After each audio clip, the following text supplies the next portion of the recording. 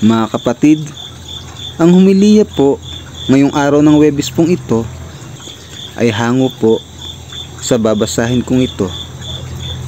Mateo, Kapitulo 5, versikulo 20 hanggang 26. Wika ni Jesus: Sinasabi ko sa inyo, kung ang pagsunod ninyo sa kalooban ng Diyos ay tulad lamang ng pagsunod ng mga tagapagturo ng kautusan at mga Pariseyo, hinding-hindi kayo makakapasok sa kaharian ng langit.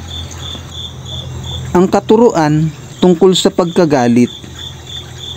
Narinig ninyo na iniutos ng Diyos sa inyong mga ninuno, huwag kang papatay.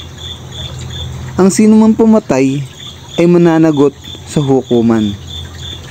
Ngunit sinabi ko naman sa inyo, ang sino mang napopuot sa kanyang kapatid ay mananagot sa hukuman. Ang humahamak sa kanyang kapatid ay mananagot sa Sanhedrin. At sino mang magsabi sa kanyang kapatid, ulol ka, ay nanganganib na maparusahan sa apoy ng impyerno. Kaya't kung mag-aalay ka ng handog sa dambana para sa Diyos, at naalala mo may sama ng loob sa iyo ang iyong kapatid, iwan mo muna ang iyong handog sa harap ng dambana at makipagkasundo ka sa kanya. Pagkatapos, magbalik ka at maghandog sa Diyos.